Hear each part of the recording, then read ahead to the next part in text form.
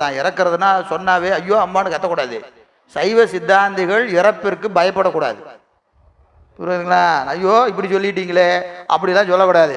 நமக்கெல்லாம் என்னது, இறப்பு என்பது வரம், பிறப்பு என்பது சாபம். ஹாஸ்பிட்டல்லாம் அட்மிஷன் போடுறதான் பிறப்பு, ஹாஸ்பிட்டல் டிஸ்சார்ஜ் ஆகிறதான் இறப்பு. இங்கே இருக்கிறது மருத்துவமனை, ட்ரீட்மெண்ட் நடந்துட்டு இருக்குது. எங்கேயாவது ஹாஸ்பிட்டலில் போய் ஏங்க என்ன டிஸ்சார்ஜ் பண்ணுறீங்க அப்படின்னு கேட்போமா? என்ன சொல்லுவோம்? ஐயா எப்பயா என்ன விடுவேன் அப்படின்னு கேட்போமா இல்லையா? அதனால தான் ஞானிகளுடைய முத்தி திருநாளைத்தான் நாம் கொண்டாடுகிறோம் ஒழிய பிறவி திருநாளை கொண்டாடுவதில்லை. 63 முத்தி குரு பூஜை தான் உண்டு.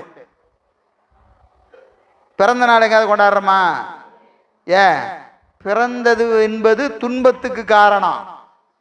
புரியுதுங்களா? அதனால முத்தி தான் சிறப்பு. சரி, சரியே ஆளர் ஒரு 80 ஆண்டு இருந்து இறந்துட்டார். இப்போ ஒரு 30 வருஷம் செஞ்சிருக்கிற சிவபுண்ணியத்தின் பையனை எங்கே போவார்? கைலாயத்துக்கு போவார். போய் கொஞ்ச காலம் இருக்கிறாரு, திருப்பி இங்கே வராரு.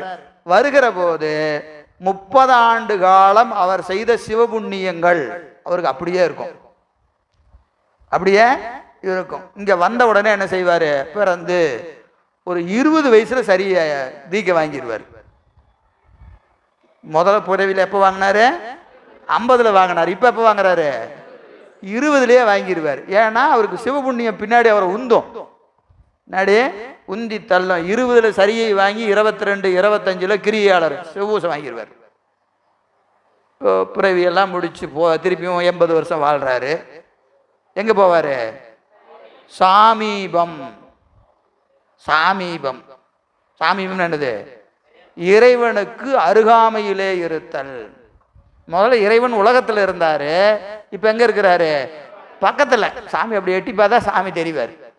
முதல்ல அங்கே எங்கேயோ தூரத்தில் அந்த உள்ளே இருக்கிறமையா திருப்பத்தூருக்கு, எங்கேயோ திருப்பத்தூருக்குள்ளே இருக்கிறங்கிறது எப்படி இருக்கும், சிவமடத்துக்குள்ளே இருக்கிறது எப்படி இருக்கும், அது மாதிரி சாமீபம் வந்துட்டாரு. அங்கே போய் கொஞ்ச காலம் இருந்தார். மேலே இங்கே வந்தார்.